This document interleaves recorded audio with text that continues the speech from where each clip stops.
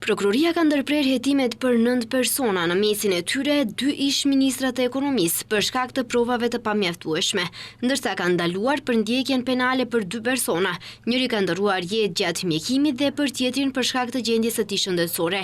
Këtë e bëri me dije sot prokurori shtetëror Lupço Gocevski gjatë shpalosjes së akt akuzës për rastin e djegjes së diskotekës Puls në Koçan, në të cilën humbën jetën 62 persona dhe rreth 200 të tjerë u lënduan. Tani të dyshuar mbeten 34 persona, të cilët akuzohen për vepra të rënda kundër sigurisë publike, me përjashtim të një të akuzuari i cili dyshohet se ka pranuar rishfet për përgatitjen e licencave të rrejshme që të mund të objekti të funksionojë si kabare. Të dyshuar sipas akt akuzës janë pronarët e diskotekës, anëtarët e familjeve të tyre, arkitektja, ish kryetar komunash, inspektor, ish ministra dhe zyrtar shtetëror të Ministrisë së Ekonomisë. Sipas prokurorisë, objekti nuk i ka plotësuar as kushtet minimale teknike për veprimtari hoteliere.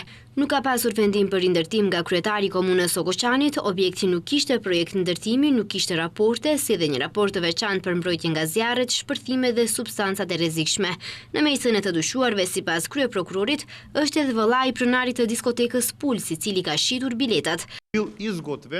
Në mënyrë të vazhdueshme në marrëveshje me vëllain, nuk ka vepruar në përputhje me rregullat teknike për mbrojtje, nuk ka mbajtur evidencë dhe ka shitur një numër më të madh biletash.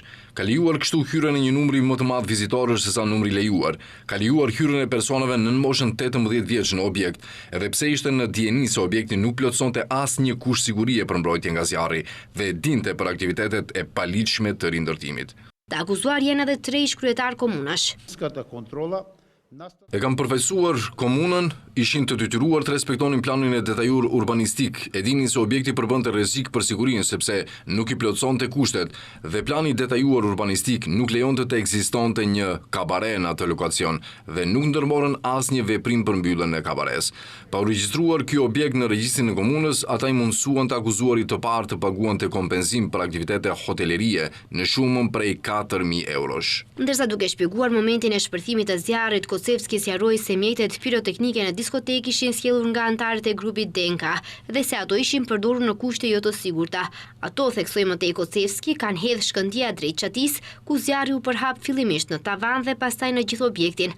Materialet ndërtimore të objektit, shtoi ai, nuk ishin të mbrojtura nga zjarri, ndërsa më tej dera e vetme e evakuimit përmes së cilës mund të dilnin të pranishmit në diskotekë nuk ishte e sigurt, pasi kishte një derë të dyfish që ishte pengesë për lëvizjen.